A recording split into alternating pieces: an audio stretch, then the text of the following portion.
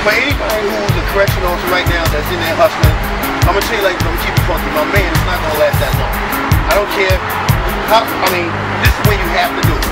You gotta do it for a while, then stop. You can't trust everybody. There's a saying that you can't trust no inmate. That's a lie. I was rocking for a long time, and a lot of inmates could have been gave me up.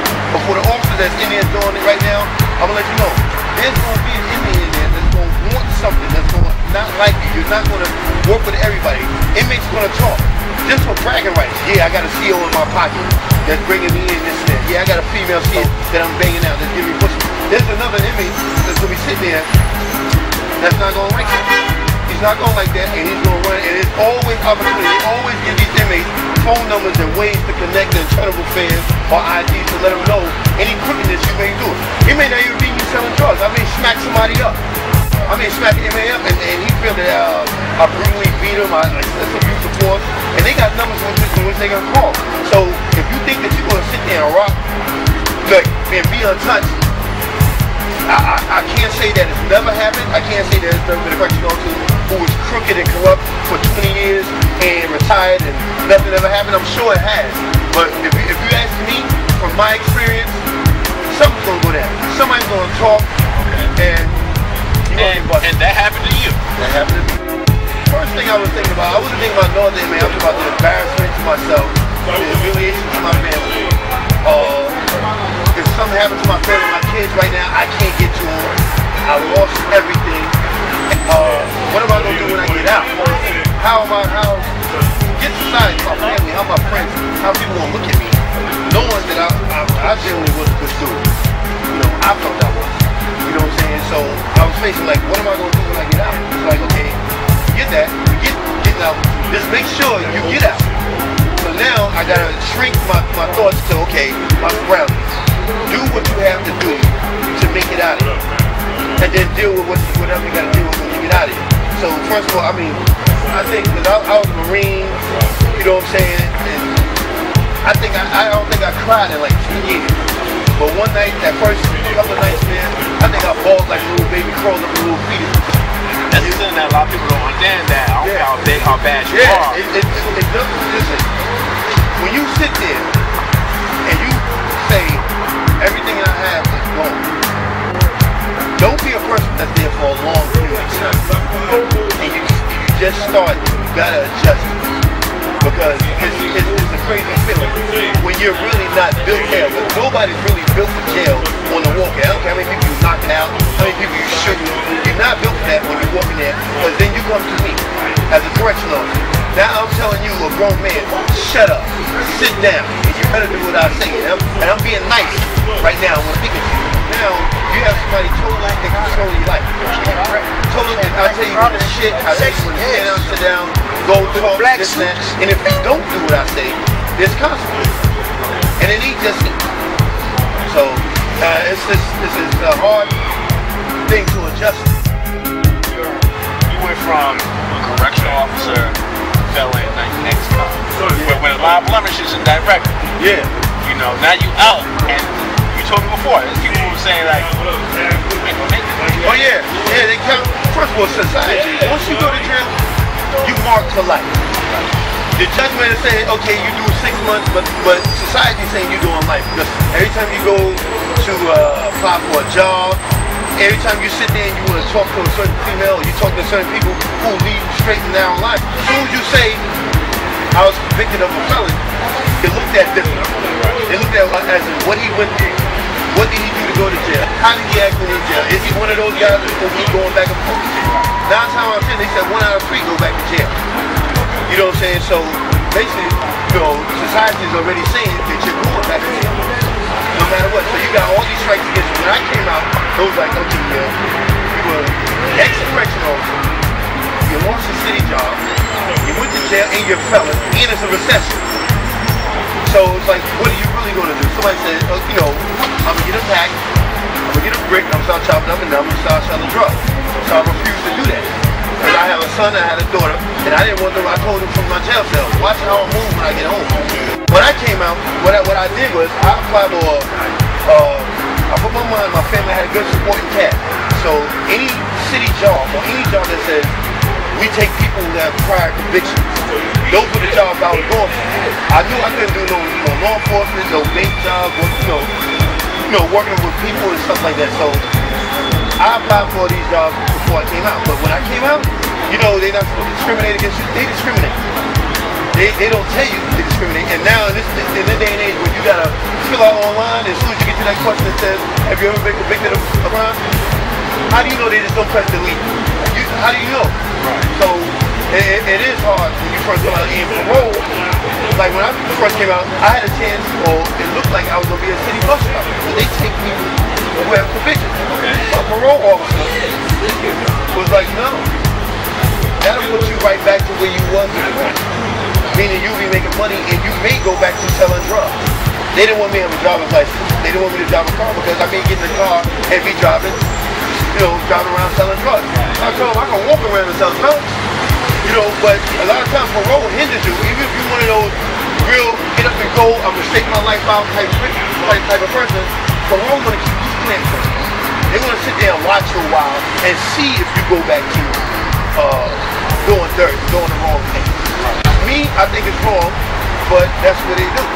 They want you to get that McDonald's job. They want you to have that hard time, and then the first thing they threaten you with is, if you don't get a job in a certain amount of time, you're going back up. That keeps them employed. It keeps correctional employed. It keeps the prison system going around if you go back to jail. So they make it hard. I'm not going to sit here. I'm not going to ask for mercy. I'm not going to ask nobody for a sorry for me, because what I did for myself. But I knew that even as an officer, I would talk to people who are incarcerated. I'll tell them, listen, dude, when you get out, the hell is not the end. You can pick yourself up and do something. And I would tell you that advice. The first thing I did was take my own advice. You have to humble yourself. I don't care if you're making $600 a day, you had this job, you're making this money. No, it's gone. You have to humble yourself. So the first thing I did was, I got my CDL when I was allowed to drive.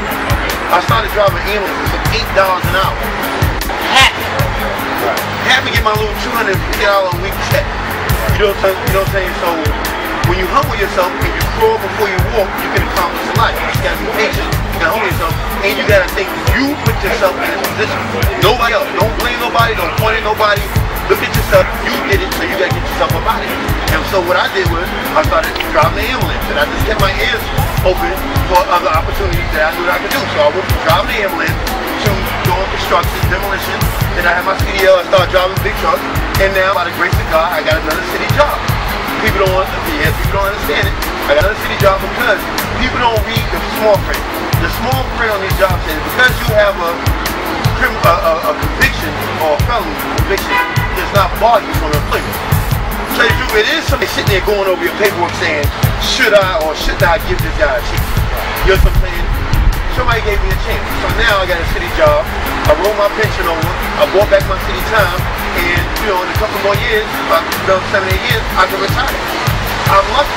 It doesn't happen to everybody. You know what I'm saying? But I would say, if you're not out there trying, then you don't know if it's happening or not. Because a lot of cats, I walk down the street right now, a lot of cats tell me, yo, it ain't no job, I got a felony, I've been in jail, they ain't gonna hire me. And I'll be like, did you go pull it out? Because I was on TV. They put me on New York 1, talking about if convicted of all crimes, I face life in prison. So you can Google my name, it's all right there. So you can't tell me that it's not an opportunity down here for you to do something. It may not be what you want to do, you may not be making the money that you want to make, but it's doing something that's going to keep you parole off your back until you get off parole. And it's going to keep you in the same frame of mind so that you won't go back to parole. And the first thing you have to do, I'm telling you, you have to know mind it, and you have to change your surroundings. Insanity is doing the same thing over and over again, thinking you're doing it different. No, it's not going to happen. If your homeboy still sell drugs, he can still be your homeboy, but you got to be Calvin from McDonald's. Basically. Let's talk about publishing for a minute, because you get out and you have these gripping stories, these true stories. Now you're seeing like a sort of a different grind out here publishing. Yeah, well, being new to the book publishing industry, it's like, okay, it's just like the music industry. Or anything you're trying to get into, you learn. And you're going to take your bumps and your lumps and everything. So I sent out like 100 letters, so-called query letters, the best that I can type up. So I'm thinking, I got it. I got the story of the year or whatever, right? So I'm sending out these query letters and I'm getting back well, it's okay. It's not what we into, not what we publish. So I had to learn through going through that if your stuff is not even typed right, you might have the best story in the world. Somebody may look at this and you typed over one simple letter and it's in the garbage. And here it is, you got all your hopes and stuff, you put all your energy into that and it's in the garbage. So you have to learn about your app. You have to learn the basic tips and stuff like that to make sure you're the proper format for somebody to even read your material. That's if you're seeking somebody to publish stuff. Now, me, I'm no rocket scientist. I mean, no English author. So I need somebody to edit my stuff. So when you self-publish it, to me, you have all the control. You know what I'm saying? It's how you want to present yourself to the world. You want to go out there and put a book out where you got a lot of typos and it really doesn't sound, and you don't have nobody to double check and triple check because you're not that experienced, then they're going to look at you that. And you may not have success on your next book because they're going to say, well, that's that dude, John Brown. First book was trash. You know, so I just learned that a lot of people are interested in non-fiction books, but even fictional writers, to me, I learned from a lot of fictional writers that have a lot of success. You know, a lot of people want books that's going to enlighten them, that's going to help them, that's going to show them something that they don't know, or that they want to know something more about. Prison, right now, prison, everybody wants to know about prison. Then again, everybody knows about prison.